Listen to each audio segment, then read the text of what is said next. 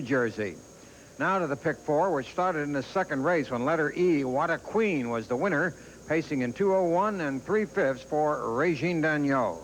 In the third race, it was letter C, Raymond. He paced in 2:01 and 2/5 for Mike Forte.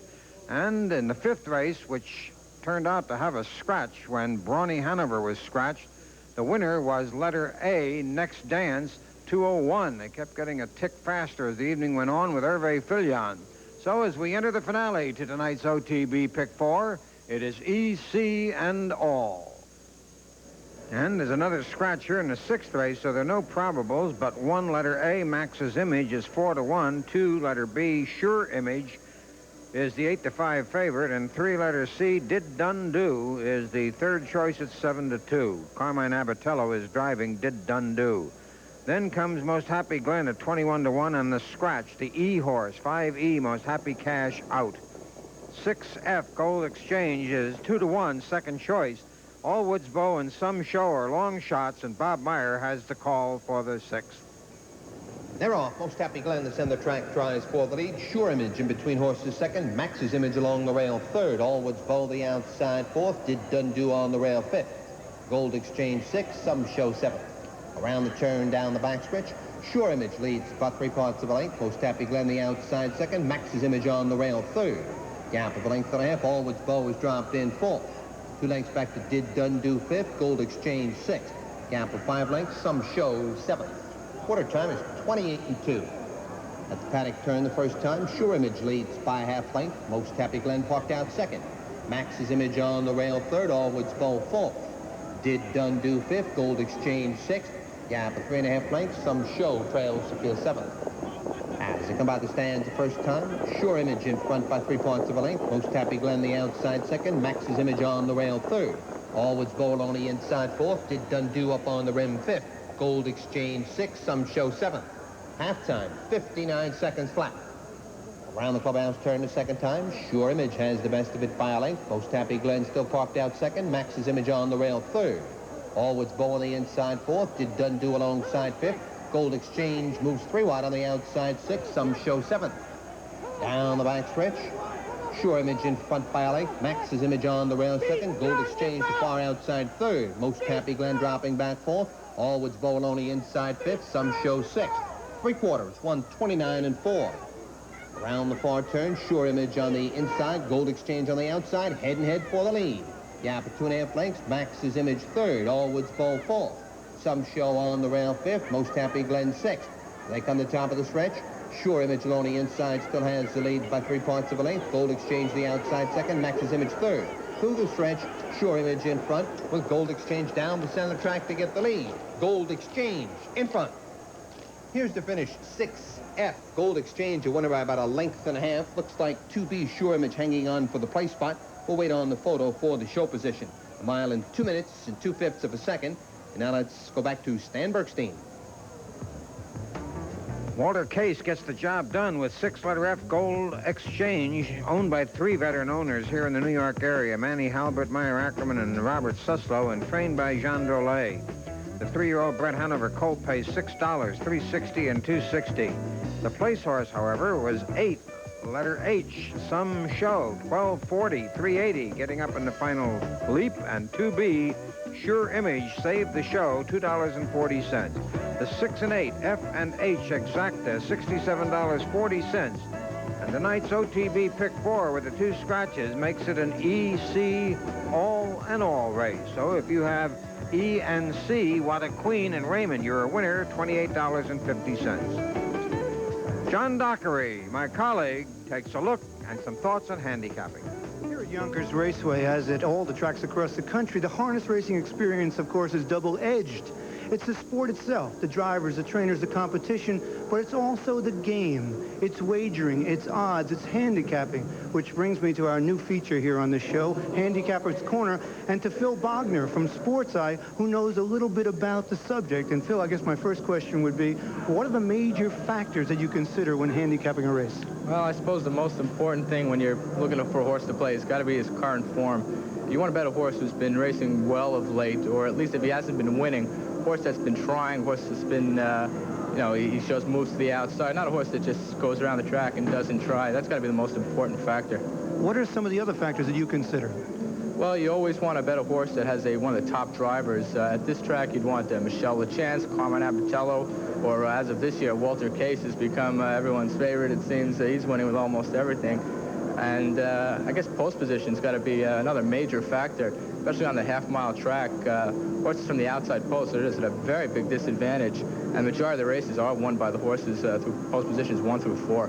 Of course, in any investment, risk and reward is a basic part of the formula. Does that exist in handicapping harness racing at all also? Yeah, John, it really does, because some races you might find the horse, he's won his last 2 races, and he really looks like he should win again.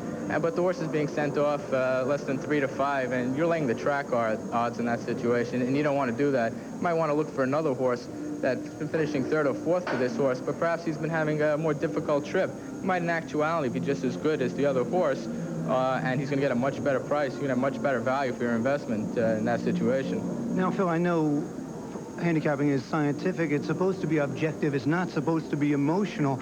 But we all have that subjectivity. Now, what is that idiosyncrasy that you have? If there's one factor that maybe you like to factor into your formula, what is it that makes you a winner in one race versus maybe losing that one? Well, I find my favorite thing, especially this meet, has been betting Walter Case when he drives when he's catch driving for a guy who's he might be a good driver, but for some reason every time Case gets on a horse for somebody who might not be quite as good as him, they seem to be winning at a phenomenal rate this meet. I got to ask you this question. It's a loaded one, though. Is Stan Bergstein any good as a handicapper? He's got to be the best handicapper I know next to myself. Did you just say that because he's here on the show tonight? Oh, is Stan here?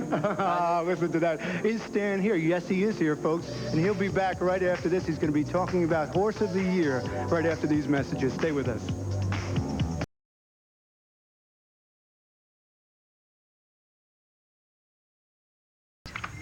Have spoken on the subject of divisional champions and Horse of the Year, and the U.S. Trotting Association has recorded their vote for posterity. Let's take a look at the trotters first. The 2-year-old trotting colt was Workaholic. Not surprising that he won 9 out of 15 victories, $376,000, but the margin was astounding. The writers voted him 240 over 31 points for Another Miracle, who was his closest rival on the track. No contest in the 2-year-old trotting filly division. Davidia Hanover, who won 12 out of 13. The only loss came to Conifer in the Breeders' Crown. Conifer was second in the balloting. It was 261 to 16. 3-year-old trotting colt was Baltic Speed. He was the best, too. He won $1,062,000, 13 out of 27 races, and was 23 times first, second, or third in those races. He's going to stand, incidentally, in New Jersey at Castleton Farm, which is going to be located at Stanley Dancer's farm. He won 258 points to 10 over Cornstalk, the world record holder, who gained very little else in the way of recognition. 3-year-old trotting filly and Trotter of the Year, Fancy Crown. Who else? 13 races, 1 out of 21 starts, but one of them was the Kentucky Futurity, in which she beat the Colts. She won $701,000 and won 287 points to 2 for the late and lamented Arnie's filly. The older trotting horse was Spunky Byron of Canada. It wasn't a particularly surprising decision, because Lutine de Signy of France, who probably was the best trotter seen in this country this year, made only 2 starts here in the Roosevelt International and Challenge Cup. The older trotting mare in a division that was not distinguished this year was Quick Trip. 13 wins in 24 starts, $126,000, and she won at 142 to 71 over Babe Cosmos. The Pacers, 2-year-old colt Annihilator. 12 wins, 13 starts. His only loss coming to Dragon's Lair in the Breeders' Crown. That probably cost him Horse of the Year. If he'd been undefeated, he may have won it. If he also had raced on a half-mile track, he might have. But he did win $1,361,000. That's a lot of consolation. You'll hear more about him next year. 2-year-old pacing fillies, Amneris and Steinem, were a lip apart, but the writers didn't think so. They picked Amneris 179 to 80. Steinem, ultra consistent. Amneris, ultra brilliant, 454,000. She won this year and was named a 2-year-old pacing filly. The 3-year-old pacing colt on the road again, no contest. He won $1,751,000, more than any other harness horse in the history of racing in a single season, and he won it resoundingly over surprised Colt 46, the world record holder in speed. Guts was third. That might have been the surprise. 3-year-old pacing filly, Naughty But Nice, far the best. 10 wins, 21 starts, 789,000 she won. Her vote was 264-9 for Omaha Girl, remembered here in the New York area last winter. The older pacing horse, Mr. Dalray, that was not surprising. He won 18 out of 30 races and 467,000. What surprised me was that Doc's Fellow was not in the top 6 in balloting. Really? Okay, the older pacing mare was Green with Envy, and everyone else was. She dominated the field, won 17 out of 26, and 23 out of those 26 races. She was first, second, and third with 240,000. She got 228 points to 18 for Brooklet's Pride. Horse of the Year, Fancy Crown, 112 points. On the road again, 75, Annihilator, 12.